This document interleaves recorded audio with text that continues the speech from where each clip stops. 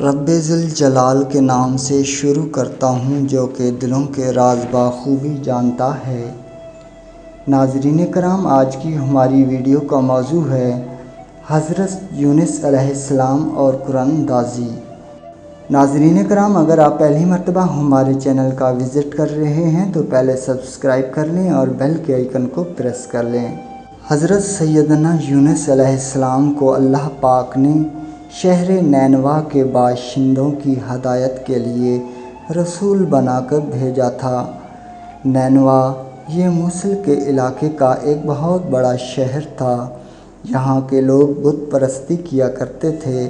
حضرت یونس علیہ السلام نے ان لوگوں کو ایمان لانے اور بت پرستی چھوڑنے کا حکم دیا، مگر ان لوگوں نے اللہ پاک کے رسول علیہ السلام کو جھٹلا دیا اور ایمان لانے سے انکار کر دیا۔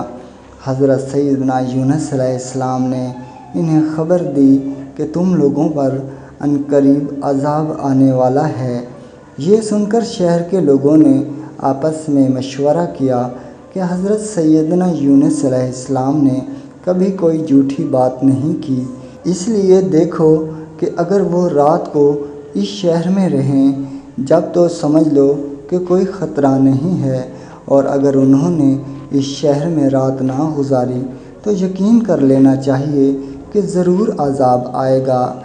رات کو لوگوں نے یہ دیکھا کہ حضرت سیدنا یونس علیہ السلام شہر سے باہر تشریف لے گئے، اور واقعی صبح ہوتے ہی عذاب کے آثار نظر آنے لگے کہ چاروں طرف سے کالی بدلیاں آنے لگیں اور ہر طرف سے دھواں اٹھ کر شہر پر چھا گیا۔ یہ منظر دیکھ کر شہر والوں کو یقین ہو گیا کہ عذاب آنے ہی والا ہے۔ ان لوگوں نے حضرت سیدنا یونس علیہ السلام کو تلاش کیا، مگر وہ دور دور تک کہیں نظر نہیں آئے۔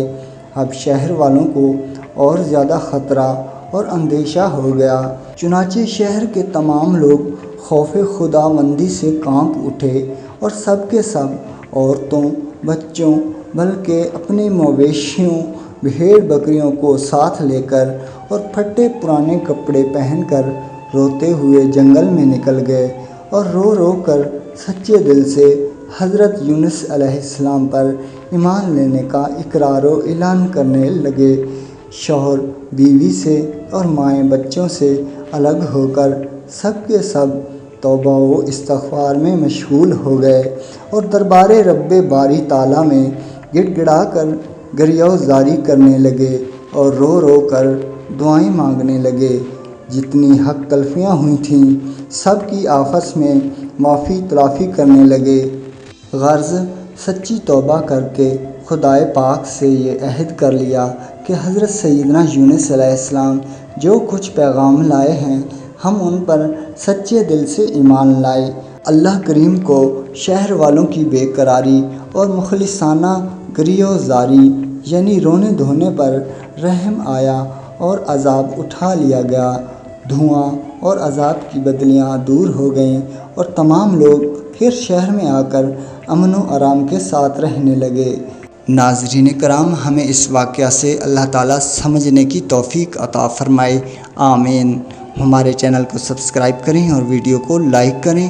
اللہ نگہبان۔